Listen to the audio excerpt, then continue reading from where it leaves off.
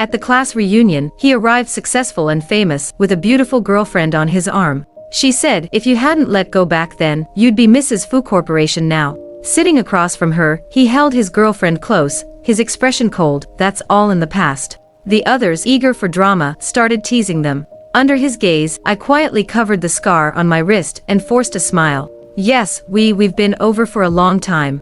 I remember it was Tanya who broke things off, right? While his girlfriend was in the restroom, our classmates started gossiping. Tanya is me. Ethan sat across from me, a faint smile on his lips, but his eyes were ice cold. This was our first encounter in 6 years since the breakup. It all felt so sudden. I only came because our class rep said Ethan wouldn't be here.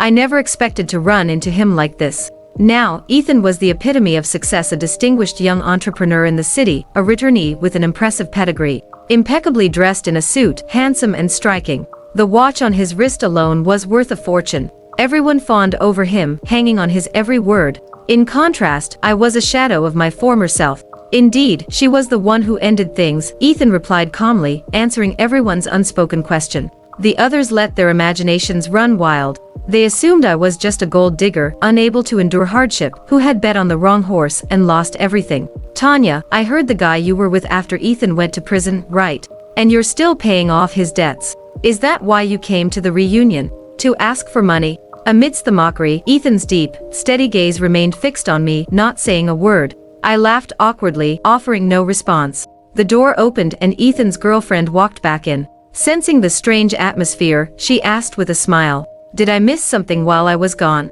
Ethan's demeanor shifted instantly. He gently took her hand, his voice warm. Nothing important, just catching up. She sat down gracefully, her gaze settling on me. A dimpled smile played at the corners of her mouth.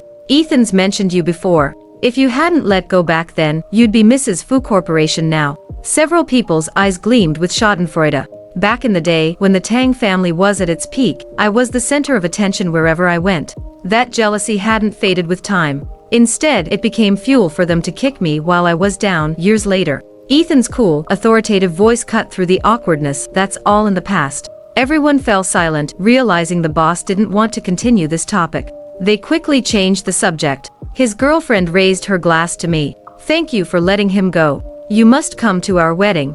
I silently covered the scar on my wrist, my voice wooden as I said, congratulations. Why didn't you explain things to him? My best friend, Autumn, was indignant on my behalf over the phone. The reunion had ended early. I stood in the cold wind, wrapped in my coat, exhaling a puff of warm air. He has a girlfriend now. There was a pause on the other end of the line. He has a girlfriend? Autumn asked, incredulous. Him. Classmates left in 2s and 3s. The streetlights' glow reflected off the snow like shattered crystal. What a shame.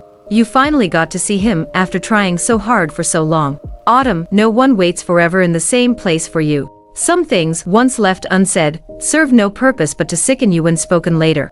The cold wind made my eyes sting. I blinked back the burning tears. I'm giving up. Even though I'd worked so hard for all these years, clawing my way out of the mire, hoping to meet him again in the most dignified way possible, it was too late. Alright, we'll talk more when you get back. The temperature had already dropped below freezing before the spring festival. Taxis were hard to come by. I'd been standing for a while, and my hands were numb with cold. My phone display read, waiting in queue. Behind me came the click of high heels, accompanied by a woman's honeyed voice. Ethan, the snow is so beautiful. It's cold out here. Wait in the car, I'll be there in a minute, Ethan's distinctive voice replied. Don't be long. As the woman passed by me, she gave me a meaningful look. Then she walked to a nearby car, opening the door. The movement exposed the bracelet dangling from her wrist, painfully eye-catching. It was the Fu family heirloom. Years ago, it had been on my wrist. When we broke up, I had someone return it to Ethan. So she wasn't just his girlfriend, but his fiancée. The crowd had dispersed, leaving just him and me. My taxi still hadn't arrived. Ethan stood silently behind me the whole time. We remained that way in silence, our two shadows intertwined beneath the streetlight. My mind drifted hazily back to that night years ago when we broke up. Ethan had gotten into a car accident on his way to see me. His friend called, his tone hostile. Ethan's in the hospital. Is his life in danger? So you won't come unless it is. Please take good care of him. Tanya, he got accepted to study abroad. He'll make something of himself sooner or later. Why couldn't you wait a little longer? Are you that desperate for money? Have you forgotten everything he's done for you? You'd need several lifetimes to repay him. Did it all mean nothing to you? His friend was almost hysterical on the phone, just short of calling me an ungrateful wretch. Suddenly, someone grabbed the phone from him and hung up. You could say I was the one who abandoned him. It's only natural that he hates me. How much do you owe? Ethan's voice pulled me from my reverie, his tone cold. That's none of your business. I inhaled sharply, the cold air stinging my throat, already raw from alcohol. Suddenly, I started coughing violently. The frigid air felt like it was slicing through my windpipe. The pain was excruciating. I bent over, leaning on the lamppost for support. The alcohol I'd drunk earlier began churning in my stomach, making me choke up tears. Ethan stood beside me, watching coldly. A taxi slowly pulled up in front of me. The driver leaned out, going to Wanha Gardens. Yes. I straightened up, supporting myself on my knees, and took a breath before reaching for the car door. Suddenly, someone grabbed my arm and pulled me over. Unexpectedly, I crashed into Ethan's embrace. He demanded, "What are you going there for?" Wanha Gardens was an affluent area, not somewhere people could easily access. I clumsily tried to push Ethan's hand away, but he caught my wrist instead. His scorching body heat seeped through my skin, reaching my heart. I struggled twice but couldn't break free. I looked up at Ethan's dark, inscrutable face. What does Mr. Fu want to say? He pressed his lips together, his black eyes deep and calm, his emotions unreadable. The cold wind howled, tousling my hair. I tugged at the corners of my mouth, voicing his thoughts. You're like everyone else, thinking I'm making money through unsavory means, right? Is 5,000 a month enough? Ethan interrupted me coldly. What do you mean? A layer of mockery finally surfaced in Ethan's eyes. Aren't you short on cash? 5,000, 10,000, name your price. Suddenly, I raised my hand. The sound of the slap echoed through the night. A clear handprint appeared on Ethan's face. In the distance, a woman's startled cry rang out. She flung open the car door and rushed over. Live your own life and keep your hands to yourself, I spat out before getting into the taxi and leaving. You slapped him. Autumn poured me a cup of hot water. Yeah, he wanted to keep me as his mistress. I curled up on the couch, fighting waves of stomach cramps as I slowly sipped the water. After a moment, I suddenly turned and ran to the bathroom to throw up. Autumn patted my back. Your stomach's bad. You shouldn't drink. I took a few deep breaths, wiping away the water left on my lips after rinsing. My throat burned. Was it worth loving him for all these years? I looked up, staring at my reflection in the mirror, my wet eyelashes clumping together, my black hair damp and sticking to my forehead, my face pale. Autumn's complaints drifted in from far away, barely audible. If only you hadn't broken up with him so cruelly, none of this would be happening today. I thought again of Ethan's fiancée. Compared to me, she had an air of brilliance and vivaciousness about her. I vaguely remembered that many years ago, I was like that too. But then I fell so hard, and by the time I crawled out of the gutter, everything had changed. After Autumn finished her work at Wanha Gardens, we walked hand in hand back to our rented apartment. Suddenly, I received a call from Ethan's friend. Tanya, if you're in trouble, I can arrange a job for you. I stayed silent, waiting to hear what else he had to say. They're getting married next month. Jessica Zhang is a nice person, and her family background is good too. I won't bother him again. Don't worry, I assured him. He was quiet for a moment, then tried to explain half-heartedly, we just want Ethan to have a good life. Without exception, all of our old friends had taken Ethan's side. After hanging up, Autumn's eyes were red-rimmed. They don't understand anything. It's okay. Since I still needed to stay here for a while, I found a job not far from home. During the interview, they asked suspiciously, do you have depression? It's in the past. I'm better now. I have a doctor's certificate. Several companies had rejected me during the background check because of this. This company was smaller, and that same evening, I received a notice of employment. I thought the class reunion would be the last time Ethan and I crossed paths. Unexpectedly, 3 days later, Ethan took over our company and became my boss. And my workstation was moved right outside Ethan's office door. I refuse, I said. Fine, Ethan replied coldly without even looking up. Submit your resignation to HR. I laughed bitterly. You're firing me just because I won't change desks. His pen paused and he finally deigned to look up and speak to me. I'm simply giving you a choice.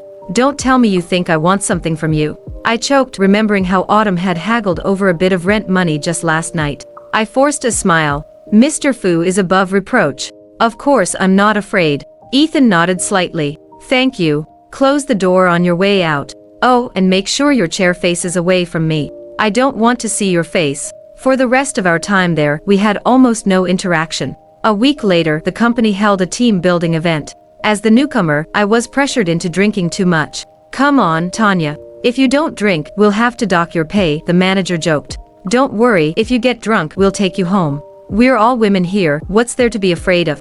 Amid the cheers and encouragement, I downed my last glass of the night and collapsed unconscious on the table. The next day, I woke up in a large bed. The bright sunlight made it hard to open my eyes.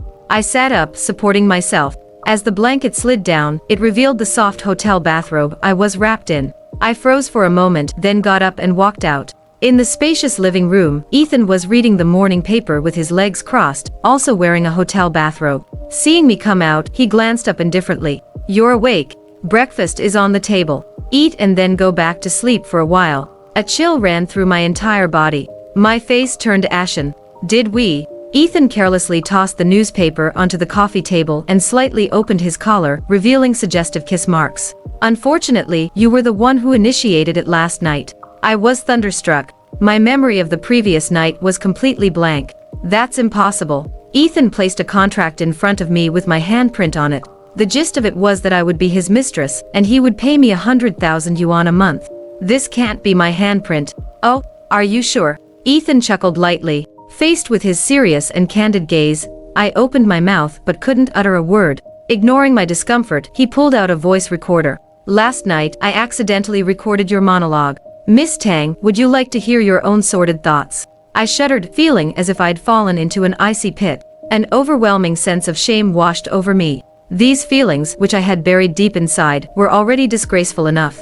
Now that they had been spoken aloud and used as evidence against me, it felt like I had committed a crime. Ethan's eyes were downcast, his emotions unreadable. "Coveting a married man, TSK. Tanya, how about we let everyone hear this recording?" I clenched my fists tightly, my nails digging into my palms. "Are you trying to get revenge on me?" "Yes," he answered casually. "You didn't intend to let me off easy back then. Why should I make things easy for you now? You have two choices. Either fulfill the contract, or I'll make the recording public." The clock in the corner ticked away, accompanied by the sound of my heartbeat pounding in my ears. My lips were dry and cracked. I looked up woodenly. "Then make it public." Under his cold gaze, I said numbly, "Ethan, I won't be the other woman." Ethan stared at me intently, then smiled. "Tanya, who do you think you are? Do you really think you have the right to choose?" I found my disheveled clothes in the bathroom. Ethan's clothes, in stark contrast, were neatly hung on the coat rack by the door. The scene before me stung my eyes. I sighed, quietly changed my clothes, and left the hotel. Autumn called, her voice strained. "Tanya, they want 500,000. The sky was gray and overcast, the sun hidden from view. To pay for my treatment, Autumn hadn't saved much money, and my savings were pitiful. They said if we don't pay, they'll expose your situation. They won't tell us where your mom's belongings and ashes are either. I've tried to get an advance on my salary and borrow some. We should have enough by next month." "Okay." After some hesitation, I dialed a number. It took a while for the other end to pick up. "Miss Tang, what can I do for you?"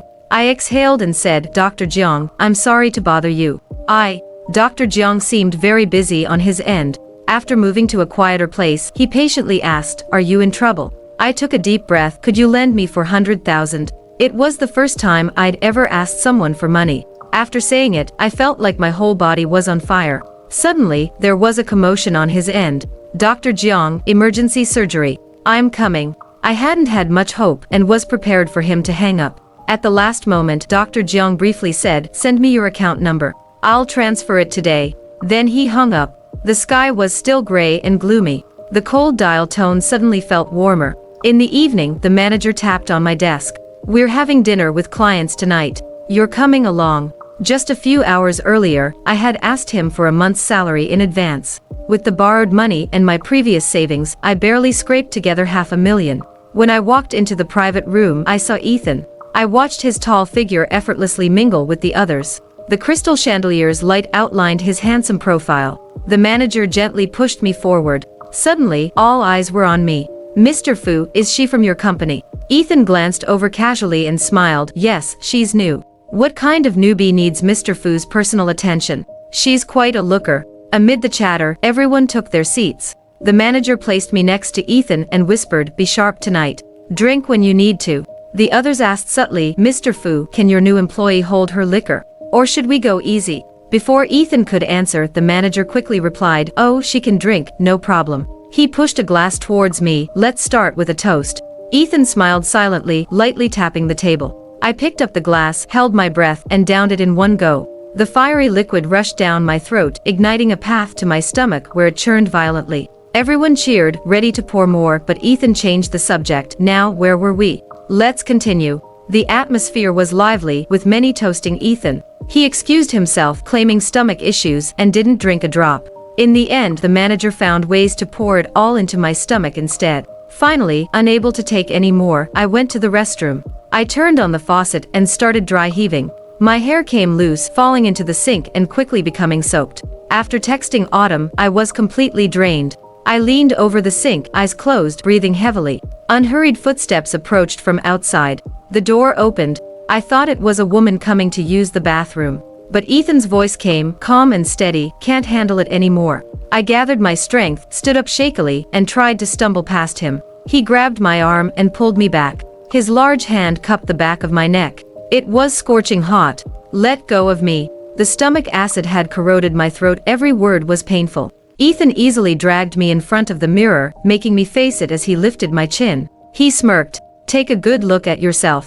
Aren't you afraid of attracting the wrong kind of attention looking like this?" In the mirror, my eyes were wet, cheeks flushed, hair disheveled around my ears, and my collar was open. Ethan's deep gaze shamelessly roamed over my body through the mirror. I closed my eyes, my body trembling slightly. "Who could have worse intentions than you?" Ethan chuckled softly, his lips at my ear. "Come home with me tonight, okay? Get lost." He ruthlessly sealed my lips with his, mercilessly stealing the oxygen from my lungs. My blood, under the influence of alcohol, felt like boiling magma raging through my body. The light blurred, and water droplets seemed to be behind a film. Drop by drop, like sulfuric acid on my heart. It was unbearably painful. I broke out in a cold sweat, weakly hitting him. It felt like being dragged back to those dark days. Desperately staring at this dazzling, colorful world, feeling completely out of place. "Ethan, can't you just let me go?" I was falling silently, crashing hard at the bottom of a well. It must have hurt, but I couldn't feel it anymore. "Tanya." Ethan was calling me. No longer with that look of wishing I was dead. He was panicking. So much so that I couldn't tell if the person before me was the young Ethan or the current one. I said, "Ethan, I never want to see you again." This high fever came on fiercely. My mind was hazy, my whole body in excruciating pain, curled up under the covers, shaking uncontrollably. Outside, the north wind howled.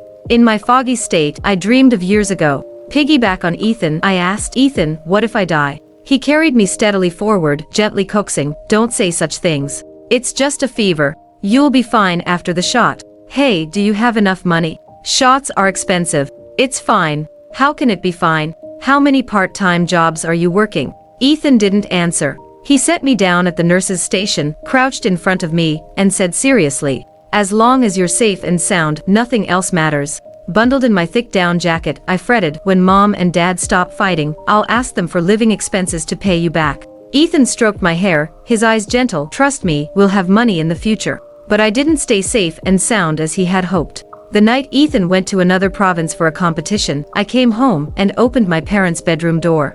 Dad was holding another woman in his arms. My seemingly perfect life began to crumble from that moment. What followed were violent arguments between my parents, Dad's disappearance without a word, and the Tang family drowning in debt. One deep night, those middle-aged debt collectors came to our door.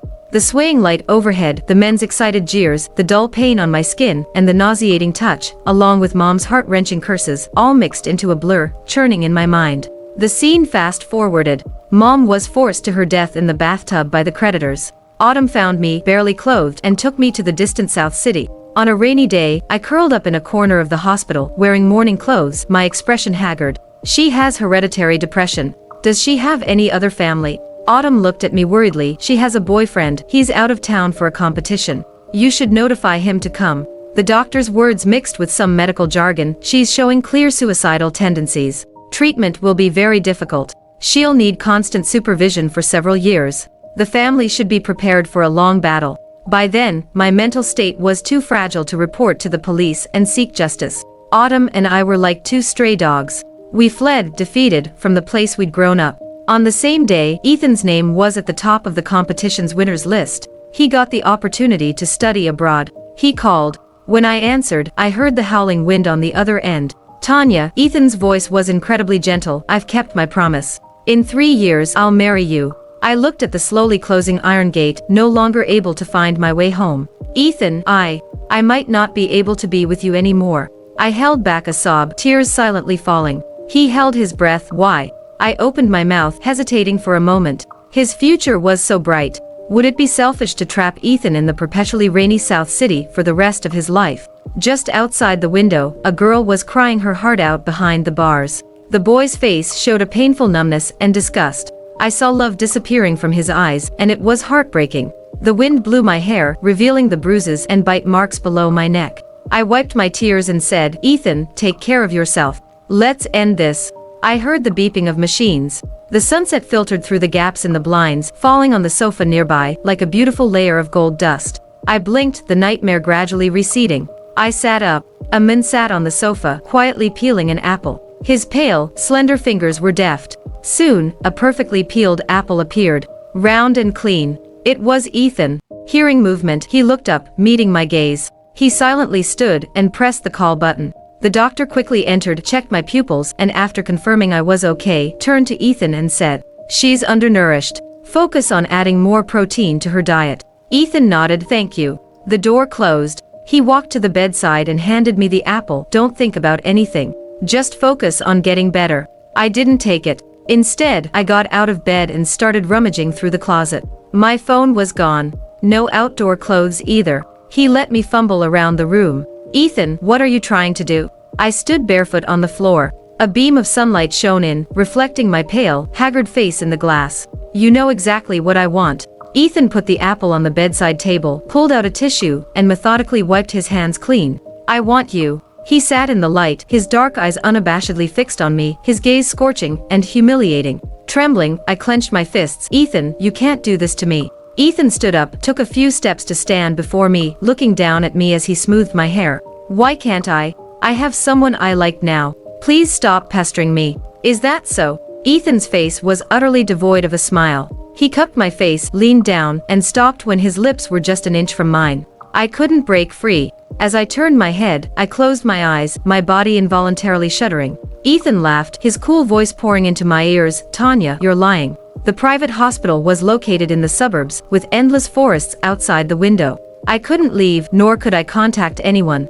I had tried to ask the doctors and nurses for help, but they said they were powerless. Ethan came every day. Usually in the evening, he'd arrive looking tired from work and talk with me for a while. I strongly resisted any intimate gestures from him, and Ethan didn't force the issue. Lately, I'd been dreaming a lot about the past. Back then, I always had Ethan's name on my lips. I said, Ethan, you're definitely going to be rich and successful in the future. Ethan sighed silently. What flavor of milk do you want today? Banana. As a result, to buy me banana milk, top student Ethan skipped class for the first time and got caught by the teacher. Later, in college, rumors started spreading about him and the campus beauty. I took the subway for over an hour, sitting outside the boys' dormitory crying. Ethan hurriedly got dressed in the middle of the night, rushed downstairs, and gently wiped away my tears. Don't cry. If you want me, I'm yours. And in the future, only yours. That's not how you confess. He froze for a moment, then hugged me tightly. I love you.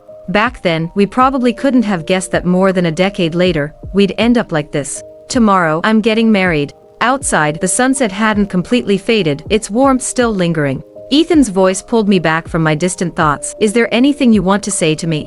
I held the half-empty glass of milk, staring at his face, lost in thought. Suddenly, I understood why I'd been dreaming so much lately. I was saying goodbye to the Tanya and Ethan of the past. The TV was constantly broadcasting news about him and Jessica Zhang, the golden couple, a match made in heaven. That used to be the future we hoped for, but now Tanya was a mess, deep in debt. What right did I have? Congratulations, I said. May you have a son soon. Ethan's apple peeling faltered, the knife nicking his fingertip. Blood quickly welled up. He paused, pulled out a tissue to press on it, and laughed softly. It's okay. Jessica and I are just going through the motions. Do you want children? I don't mind. Ethan, can we just let this go? I suddenly felt very tired. Let's all keep our dignity. Ethan stopped peeling the apple, tossed everything back into the fruit basket, and stared at me intensely, a mocking smile appearing.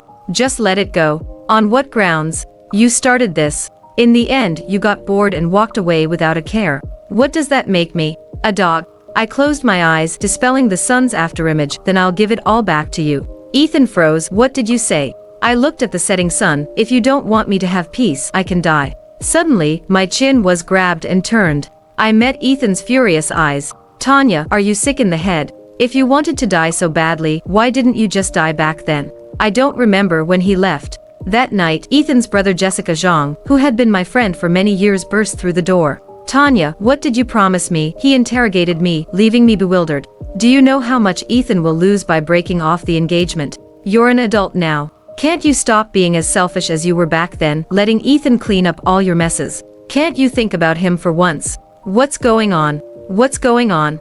Jessica laughed bitterly, shouting at me, Ethan's calling off the wedding because of you. And you're asking me what's going on? My ears were ringing, and I sat there in a daze, my mind blank. By publicly breaking off the engagement, where did that leave me? A homewrecker. A third party destroying someone else's family. Jessica roughly dragged me out of bed. You're coming with me. You were so good at this before, weren't you? Bored and found someone new. Just pick any excuse you want.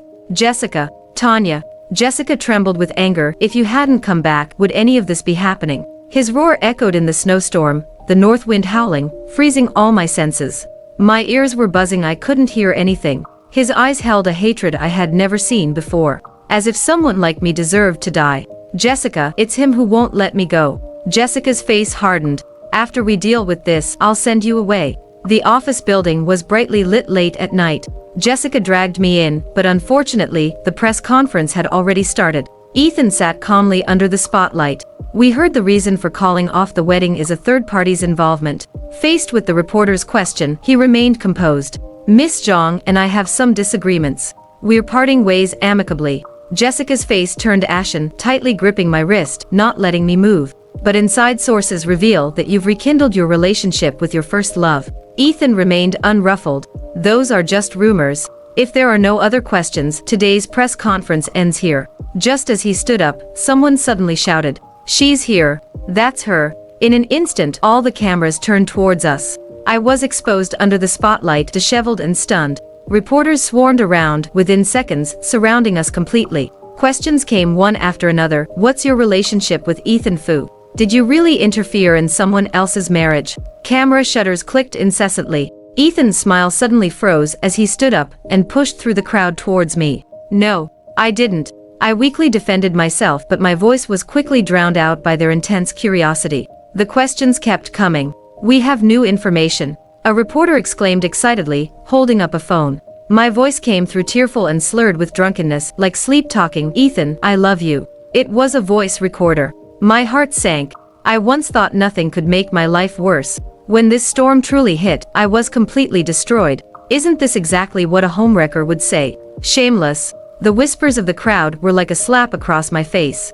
The color drained from my face instantly. The recording nailed me to the pillar of shame. I'm sorry. Jessica, get her out of here. Ethan pushed through the crowd, panic appearing on his face for the first time. My vision blurred. I only heard that person reading word by word. Father in debt, mother committed suicide, suffering from severe hereditary depression, locked up in South City Mental Hospital for 5 years. Isn't this just a mentally ill person? The revelation caused an uproar. The crowd was in shock. Why would a mentally ill person come out to harm others? She must be sick. Why doesn't she just die? Ethan stopped in his tracks, suddenly looking up at me. Shock, disbelief, incredulity. I sat helplessly amidst the clamoring crowd, my blood cooling bit by bit until my entire body was cold. Tanya. Ethan was calling me, his voice trembling. I knew what was coming next. I was just calmly waiting for the guillotine to fall, completely destroying my life. She was also sexually assaulted. This was the last sentence of the anonymous leak. The moment he heard it, Ethan's face turned as white as paper. Ethan's perspective. Since that day, after returning from the company, Ethan hadn't spoken a word. The Venetian blinds had been closed for 3 days, no light squeezing into the dim room. Missed calls dominated his phone screen. He didn't open a single one. Time seemed to have hit pause on him. Ethan sat there, head down, lifeless. He still remembered the cold tone of the man who took Tanya away. He had said, all of us were hoping she would live. Mr. Fu, you truly live up to your reputation for being ruthless. Without any effort, you've managed to nullify all our efforts. Autumn was blocked outside by security, screaming at him, "Ethan, do you know she'll relapse if she doesn't take her medication? Keeping her locked up, how is that any different from murder? Depression. Mental hospital." These words were like countless sharp thorns, tangling wildly in his thoughts, mercilessly pulling at his nerves. Jessica knocked on the door, finally pushing it open a crack, standing in the doorway. "Brother, are you feeling better?" "Why?" Ethan's voice was hoarse, the dull pain in his chest making him feel like dying. Jessica was silent for a moment. "I'm sorry, I thought there was no need to check at the time, so. The information was fake, wasn't it?" Ethan's voice was very soft. "Jessica, when you told me she had changed several boyfriends abroad, Tanya was actually locked up in South City Mental Hospital." "I'm sorry, brother. I didn't know." This explanation was weak and powerless. He knew he couldn't blame it all on Jessica. If he had just asked a few more questions, perhaps things wouldn't have turned out this way. Ethan no longer had the energy to listen to Jessica's justifications. Autumn pushed past the secretary's obstruction and entered. The harsh light made Ethan squint, but he didn't stop her. The secretary apologized repeatedly. "I'm sorry, Mr. Fu, I couldn't stop her." "Leave us," Ethan said. The secretary carefully closed the door for them, and the room returned to darkness. Autumn just stood there, seemingly not wanting to have any contact with him. "Mr. Fu, there are some things I can say now." The window was cracked open slightly, the cold wind chilling to the bone. Ethan sat there, motionless, just quietly listening. Those who do wrong will always face retribution, sooner or later. "Last year, on Tanya's birthday, I once joked and asked her who she liked most in this world. She said, first was her mom, second was Ethan." Ethan closed his eyes, feeling as if these words chilled him to his very core. At that time, she had just recovered from her illness. She only needed to take one small pill every day to be like a normal person. So this year, to sort out her mother's belongings, I brought her back. Autumn's eyes turned red. "She always said that the breakup years ago was too messy, and this time, she wanted to meet you properly, even if it was just to see her big entrepreneur from afar, it would be enough. Because she knew she wasn't good enough for you anymore." "Ethan, is she not good enough for you? Do you know how the competition spot was secured?" Ethan's hand slowly tightened, as if seeing those truths that could completely crush him. It had already been decided internally, but Tanya wrote a complaint letter demanding fairness and transparency. That's how the spot fell to you. But consequently, she offended many people. Later, after her father ran away, she and her mother were bullied by many people. That invisible hand choked Ethan's throat. He was in so much pain, he could hardly breathe.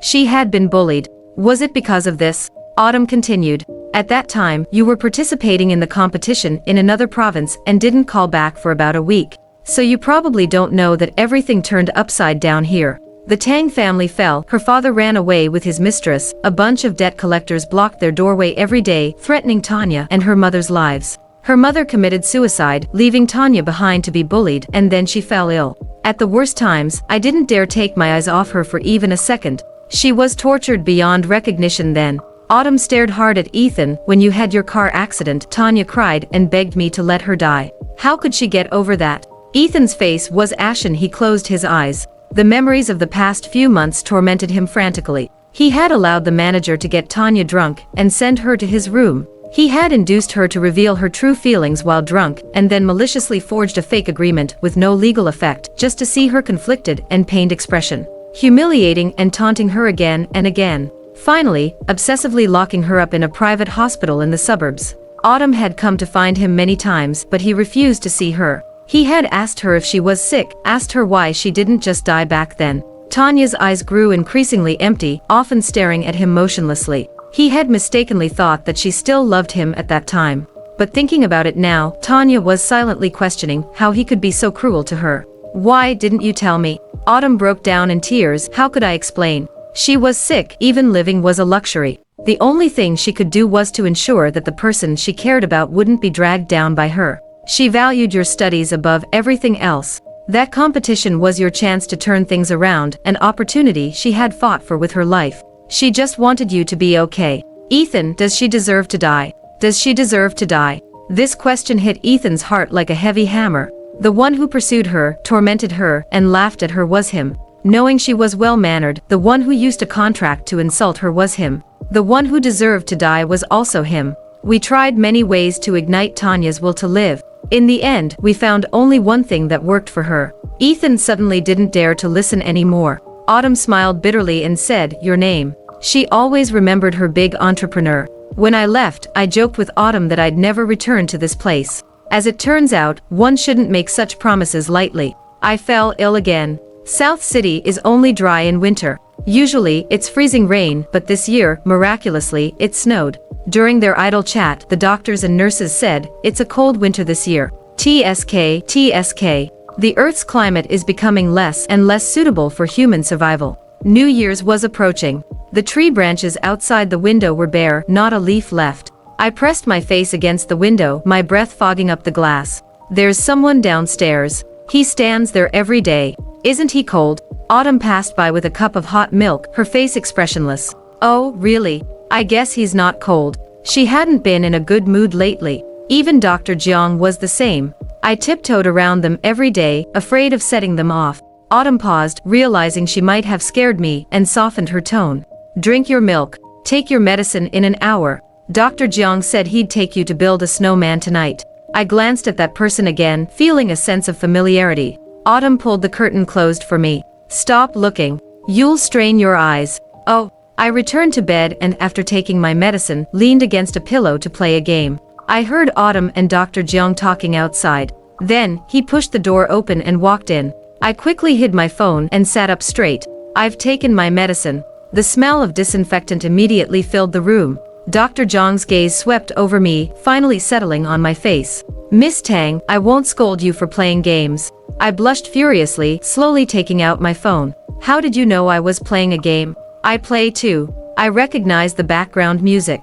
Dr. Jiang washed his hands, took off his white coat, and looked at me through the mirror, a slight smile on his face. "Aren't you going to get dressed? I promised to take you to build a snowman." He worked in the thoracic surgery department of the same hospital. The first time I saw him was in autumn. The weather was surprisingly clear, and I was crouching by the fence, picking up a ball of yarn that had suddenly appeared outside. Dr. Jiang passed by and looked down at me. I was panting from exhaustion. "Excuse me, could you help me pick that up?" He glanced at the sign in the yard and said, "According to the rules, you can't touch anything potentially dangerous." Seeing that I didn't move, he asked, "What do you want to do with it?" "Cat's cradle." Dr. Jiang checked the time and crouched down. "I'll play with you, then I'll take the string away when we're done." His lunch break was short. I quietly reached my hands through the fence and played with him for a while. When he was about to leave, I said thank you. Later, we met a few more times. He was busy and didn't pay attention to me. Until one day, he came again, pulling out a string. "Sorry, I've been too busy lately." After that, he started chatting with me. "You don't talk much, do you?" I can't say too much." "Why?" "I'm sick. I probably can't say anything that makes people happy. I can't dump my emotional garbage on others." Dr. Jiang stared at me then, without saying a word. Later, he came more frequently. Sometimes he looked very tired. I tried to learn a few jokes to tell him. Each time, Dr. Jiang would look at me with gentle eyes. He asked, "Tanya, what's your wish?" "I hope everyone can be happy, including myself." I quickly put on my gear and waited for Dr. Jiang to put on his down jacket. He took my hand, and we went downstairs. There was a security door every few steps here. Only he could take me out. Under the night sky, snow was falling heavily. My hat quickly turned white. Dr. Jiang handed me a small shovel. "Take it easy." "Okay." The cold air inexplicably lifted my spirits. I carried the shovel and circled around the frozen fountain. As I turned, I suddenly saw Ethan standing not far away, his eyes bloodshot, his chin covered in stubble, just staring at me. "Ethan." My voice was soft, somewhat surprised. Ethan's lips moved. Jia, I was wrong." In the past, I would have proudly and stubbornly asked, "What were you wrong about?" Now, I just hugged the snow shovel, lowering my head awkwardly. "It's okay. I had been through too much suffering, my edges long since smoothed away." The wind and snow howled in the dark night. Ethan slowly approached, crouching in front of me, his voice hoarse. "How can it be okay? Jia, please say something to me, will you?" I thought for a moment and said seriously, "I wish us good health in the new year." In that instant, the color drained from Ethan's face. Tears streamed down his face as he trembled.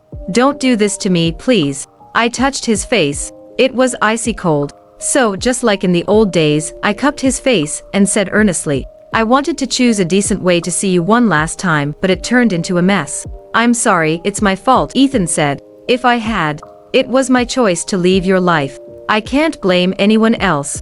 I spoke slowly, with a hint of sadness. At the class reunion, I asked the class monitor. I only went because you weren't there. I don't know why he lied to me. I just wanted to hear some news about you, to see if you were doing well. Ethan cried uncontrollably. I'm sorry, it was intentional. I see. I smiled, not knowing how to feel.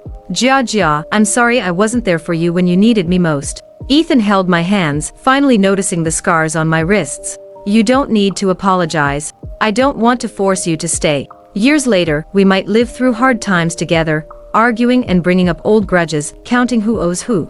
I patiently brushed the snowflakes from his eyelashes. Ethan, I'm really happy to see you successful. But I said I'd earn money for you to spend. Ethan held my hands. Without you, what do I need those things for? I blinked, my nose red from the cold. Look, my scarf costs over 100 yuan. I have enough money to spend.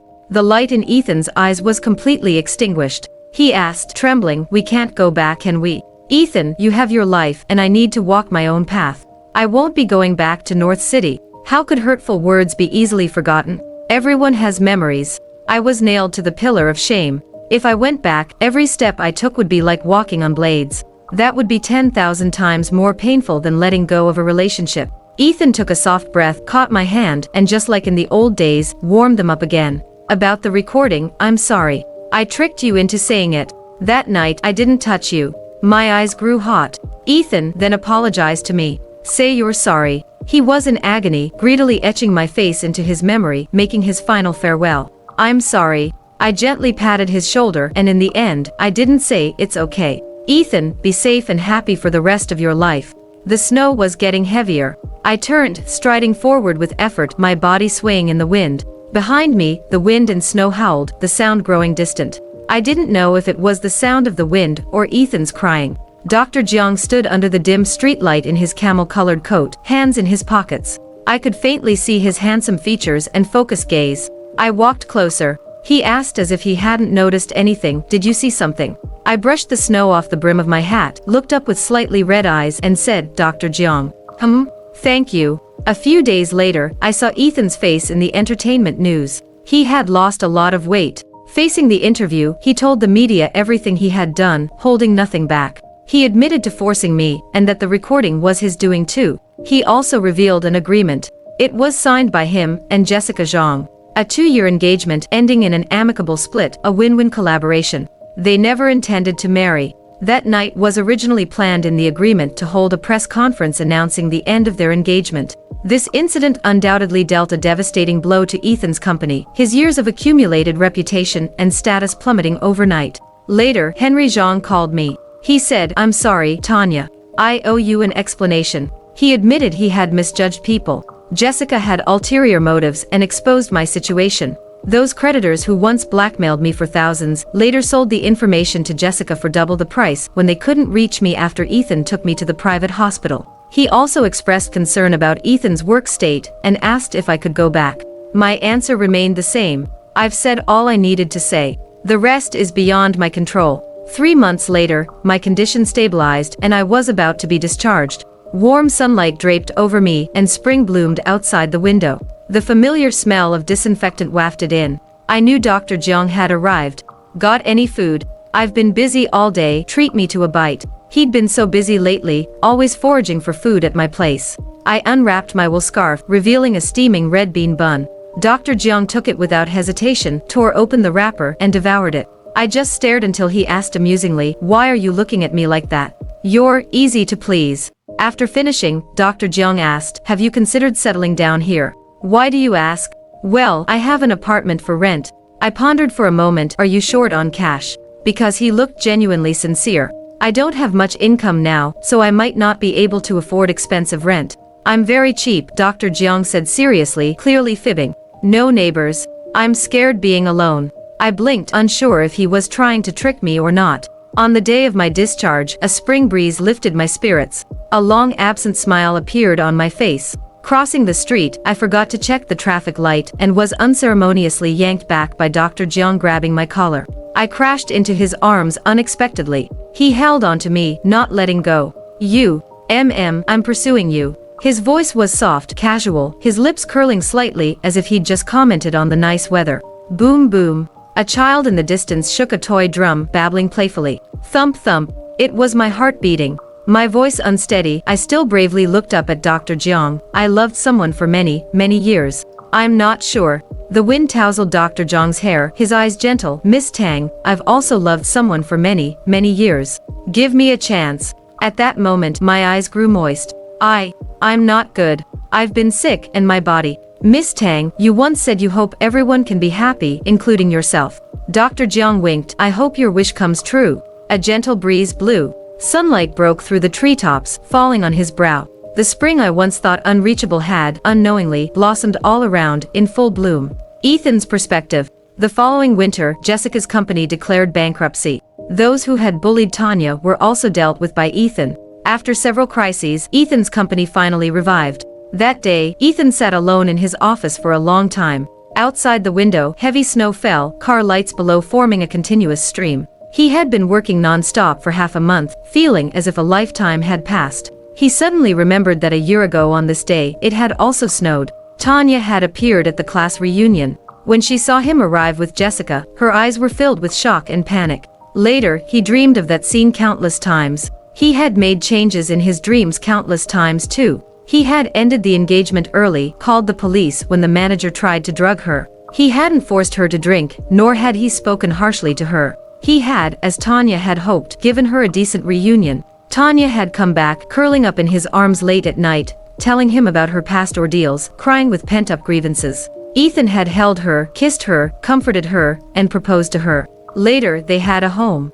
He and Tanya had taken wedding photos. In the photo, she smiled beautifully, her fingers intertwined with his. Every time he woke from these dreams, he lay alone in bed, listening to the ticking of the clock. Only then would he realize that time was moving forward, but Tanya would never appear in the rest of his life. She had left completely. On that snowy night in South City, Tanya had wished him a safe and happy life, her eyes sincere and calm. She said she wouldn't come back. She was sad that they couldn't have a proper reunion. Her eyes were red when she spoke. Because he had hurt her, she decided to leave. There were no words of blame or resentment. That wish for a safe and happy life was like a gentle knife, piercing deep into his heart, bringing in pain that could never be erased. Due to his long-term irregular lifestyle, he developed stomach problems. When it flared up, the pain was excruciating. That night, he woke from his dream again, lying on the cold bed, a crescent moon outside the window. He vaguely remembered watching the moon with Tanya, but that felt like a lifetime ago. He suddenly missed Tanya terribly and booked a flight to South City for the next day. A year later, stepping foot in this place again, the weather was still the same. Strong wind, heavy snow. Pedestrians hurried along the streets. Ethan found an apartment following the address. It was almost dark, but the second-floor apartment hadn't turned on its lights. Ethan waited in a corner. Half an hour later, Tanya's voice drifted over, gentle and serious, that place's tomato beef brisket isn't good. Next time you buy some beef brisket, I'll cook it for you. Autumn likes it too, we'll invite her over. Ethan instinctively looked over, that familiar figure suddenly entering his line of sight. She wore a little white hat, or maybe it was pink or gray. Covered in snow, it all looked white anyway. Her figure had filled out a bit, walking in the snow, no longer swaying unsteadily. Beside her was a tall figure wearing glasses, always looking at her tenderly. He glanced up slightly, his gaze falling on Ethan, and suddenly froze. The two men, separated by wind and snow, said nothing. Hey, Dr. Jiang, did you hear what I said? It was her familiar tone, but directed at someone else. Dr. Jiang looked back. I heard. You want to make tomato beef brisket, but last time you burned the pot. I haven't bought a new one yet. Tanya hung her head dejectedly. Oh, sorry. Dr. Jiang patted the hat on her head, like patting an adorable polar bear. You go home first, the kid hasn't been fed yet. Where are you going? To buy a pot. What about the beef brisket? I'll buy that too. Why so urgent? We're eating it tonight. Tanya trotted off into the building. Only then did Dr. Jiang look over. Ethan had nothing to say, so he just said, congratulations. Dr. Jiang smiled. Thank you. Actually, he knew Ethan had misunderstood. The kid was the cat he and Tanya were raising. But Dr. Jiang didn't want to explain. Last year when he brought Tanya down to build a snowman, he had given Ethan a chance. Regardless, Tanya and Ethan were over. They should each find their own happiness. Her condition. Stable, Dr. Jiang said directly. She has a good temperament, doesn't get angry easily. She's a wonderful girl. Ethan knew she was doing well, because he knew what Tanya looked like when she was happy. Dr. Zhang's gaze through his glasses was sharp and scrutinizing. Mr. Fu, how long have you known her? 14 years exactly. You know her better than I do. Her birthday is coming up. I want to get her a gift. Snacks, puffed snacks are best. She doesn't like chocolate. Ethan blurted out without thinking. Dr. Jiang nodded formally. Thank you. 14 years exactly. You know her better than I do. These words were Dr. Zhang's expression of dissatisfaction towards him. If he knew her so well, why did he hate Tanya so much? Why did he let her suffer so much in the days that followed? Ethan! A clear voice cut through the wind and snow. Ethan turned his head abruptly, looking over. That face he had been thinking about day and night suddenly entered his vision unexpectedly. Even the curve of her smile was exactly the same as in his memory. Tanya stood holding an umbrella, another in her arms, her eyes wide with shock. Why are you here? Ethan's heart ached, seeing the clarity and calmness in her eyes. She had let go. He was silent for a moment, then said, business talk. Just passing by. Met Dr. Jiang and chatted a bit. Passing by the neighborhood. Tanya was a bit confused.